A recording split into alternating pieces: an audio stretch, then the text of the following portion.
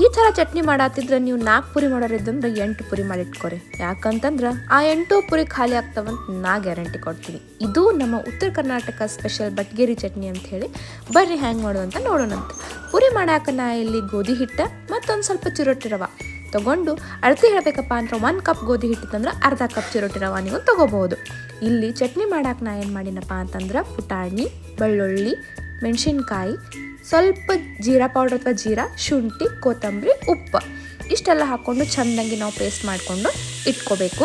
ಆಮೇಲೆ ಒಂದು ಪಾತ್ರೆ ತೊಗೊಂಡು ಎಣ್ಣೆ, ಜೀರಿಗೆ, ಸಾಸಿವೆ, ಉಳ್ಳಾಗಡ್ಡಿ ಹೆಚ್ಚಿರುವಂಥದ್ದು, ಆಮೇಲೆ ನೀವು ಒಗ್ಗರಣೆಗೆ ಮೆಣಸಿನ್ಕಾಯಿ ಹಾಕ್ತಿರಲ್ಲ ಅದನ್ನು ಕೂಡ ಹಾಕ್ಬೋದು. ಒಂದು ಸ್ವಲ್ಪ ಅರಿಶಿನ, ಆಮೇಲೆ ಕರಿಬೇವು ಹಾಕಿ ಒಗ್ಗರಣೆ ಹಾಕಿದೆಲ್ಲ ಹಾಕಬೇಕು.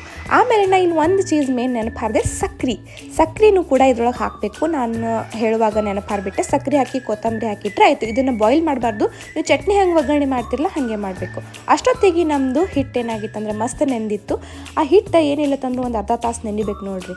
ಆಮೇಲೆ ಏನಿಲ್ಲ ಸಣ್ಣ ಸಣ್ಣ ಉಂಡೆ ಮಾಡಿಕೊಂಡು ಪುರಿ ಸ್ವಲ್ಪ ದಪ್ಪ ಲಟ್ಸ್ಕೊಂಡ್ರೆ ಆಯಿತು. ಜಾಸ್ತಿ ದಪ್ಪ ಲಟ್ಸ್ಕೊಂಡ್ರೆ ಜಾಸ್ತಿ ಉಪ್ತಾವು, ಸಾಫ್ಟ್ ಆಗ್ತಾವೆ. ಸ್ವಲ್ಪ ನಿಮಗೆ ಕ್ರಿಸ್ಪಿನೆಸ್ ಬೇಕು ಅಂತಂದ್ರೆ ಒಂದು ಸ್ವಲ್ಪ ತೆಳ್ಳಗೆ ನೀವು ಇಲ್ಲಿ ಲಟ್ಸ್ಕೊಬೋದು. ಮಸ್ತಂಗಿ ಕಾದಿರೋ ಎಣ್ಣೆ ಒಳಗೆ ನಾವೆಲ್ಲ ಮಾಡಿಟ್ಕೊಂಡಿರುವಂಥ ಪುರಿಗಳನ್ನ ಬಿಟ್ಟು ಎಣ್ಣೆ ಒಳಗೆ ಕರೆದ್ರೆ ಆಯ್ತು ನೋಡ್ರಿ. ಮಸ್ತಂಗಿ ಪುರಿ, ಬಟ್ಗೇರಿ ಚಟ್ನಿ ಮತ್ತು ಬಟಾಟಿ ಪಲ್ಯ ಬೆಸ್ಟ್ ಕಾಂಬೋ. 4 ಪುರಿ ತಿನ್ನೋರು 8 ಪುರಿ ತಿನ್ನೋದು ಮಾತ್ರ ಗ್ಯಾರಂಟಿ. ಎಲ್ಲರಿಗೂ ಇದು ವಿಡಿಯೋ ಯೂಸ್ಫುಲ್ ಆಗೈತೆ ಅಂತ ಅನ್ಕೊತೀನಿ ರೀ. ಯೂಸ್ಫುಲ್ ಆದರೆ ಲೈಕ್, ಶೇರ್, ಸಬ್ಸ್ಕ್ರೈಬ್ ಮಾಡಿರಿ. ಹೀಗೆ ಮತ್ತೆ ಇನ್ನೊಂದು ವಿಡಿಯೋನ ಸಿಗ್ತೀನಂತ್ರಿ. ಅಲ್ಲಿವರೆಗೂ ಬಾಯ್ ಬಾಯ್.